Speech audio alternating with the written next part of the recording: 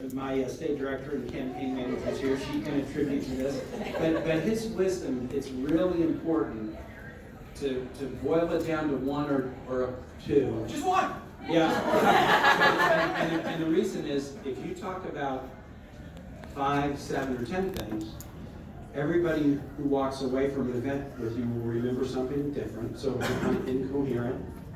And if you really boil it down, you want everybody that you talk to remember the same thing about, who you are and what is your priority. And the priority should link really closely with who you are, because people will hear from a candidate, I care about this, and they'll say, yeah, but I look at your life, well, I don't see any evidence that you care about this.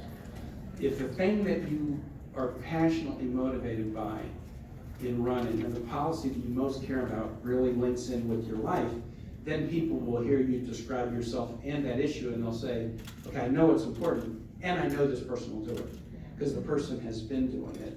So I just want to encourage you all, raise your hand if you're running for school board. Raise your hand if you're running for board of supervisors. Raise your hand if you're running for a constitutional office in one of the counties. And now raise your hand if you're running for state legislature.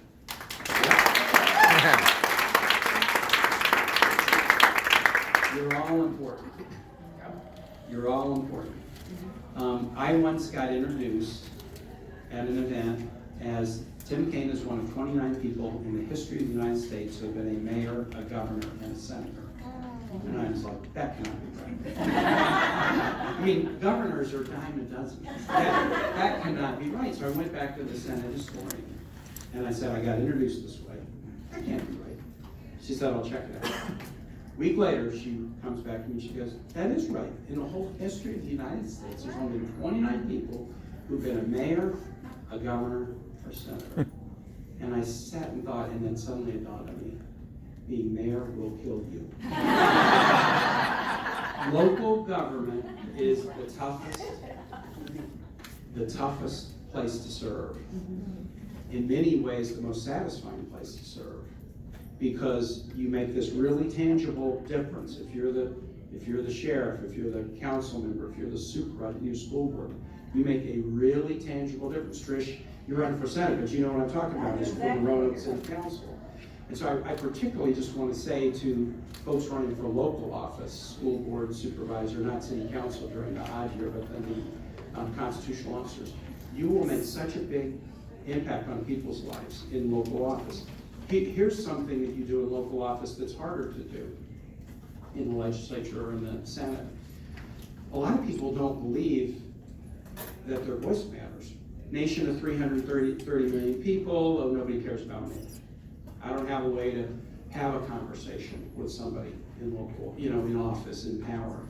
But in local office, you will be having interactions with folks every day. You're not only hopefully solving a problem they bring to you or listening to them, you're convincing them that democracy works. Because they'll walk away from a respectful interaction with you and they'll think, okay, maybe this person agreed, or maybe they didn't. But I got to have a dialogue with my elected official about something that I really care about. You doing your job right in local office, you will convince people to believe a little bit more in the democracy in our nation. So sometimes people say to me, which do you like better, governor or senator? And I say, you forgot one. You forgot mayor and city council. And the answer is I liked them all, but if I had to give up every title I've ever had, I'd hold on to mayor. Because if I'm good at anything in politics, it's because I was in local government. And if I hadn't been mayor, I wouldn't have been anything else in politics. So I want to just thank all of you for doing this, and your families. It's a sacrifice. And it's harder to start now than it was when I started in 1994. I'm in my 30th year doing this. Wow. I started before internet and blogs. I started, when I started, you could be in public life and still have a private life. And everything that you'd ever done in your life wasn't available to be twisted and used against you. Well, politics now, fundraising is tough, the attention is tough, if I make a mistake in my personal life, the people who are around me have a charitable feeling about me, they're going to give me the benefit of the doubt. If we make a mistake in politics, society has long since stopped giving us the benefit of the doubt. But we need to do this. And I'll just tell you, especially now, I never would have thought democracy would have been under attack in this country as it is now. I was a missionary in Honduras in 1980 and 81. It was a military dictatorship. Nobody could vote for anything. And that was so eye-opening to me. And I realized, well, a lot of people live under authoritarianism. You know, where the government, if they have any rule, they can change it at the drop of the hat to suit, you know, to suit the leaders and step on everybody else. And I came back from that, wow, this is the way a lot of people live, but I didn't think we would see that here. What we're seeing in this country and in countries around the globe is this advent of the authoritarians. And it's kind of a, when you think about, like when I was in Honduras, it was a military dictatorship, just kind of they grabbed power and they ran everything.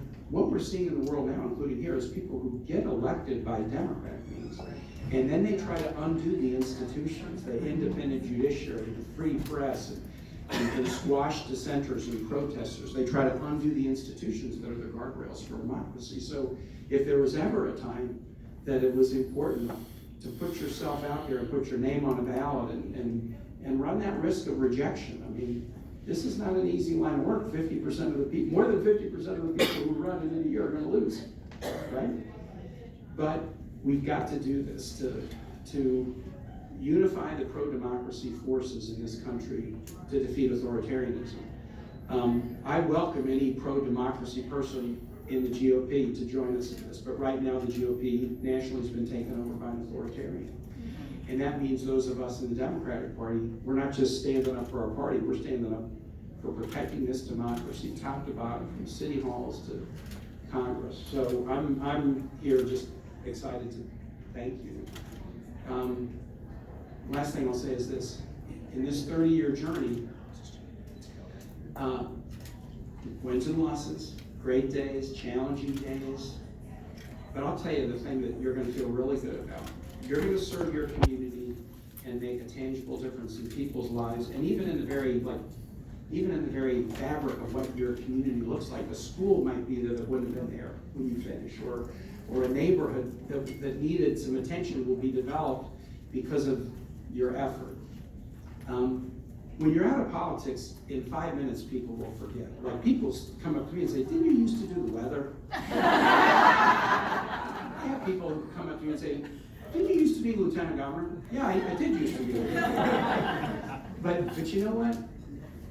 Well, others, when you do your public service, and at the end of it all, while others might forget, you won't forget. And you'll drive by little corners of your district, county, city, community, and you'll see something and know, wouldn't have happened without me. Wouldn't have happened without me. And that gives you such a warm feeling. Because, you know, we all want our life to be measured by the most important thing, which is the difference that you can make on people's lives. And that's what you're embarking on. I mean, many of you are running for re-election. You know what I'm talking about. But for those of you who are doing it for the first time, you're embarking on that, and it is an amazing journey. Godspeed to all of you.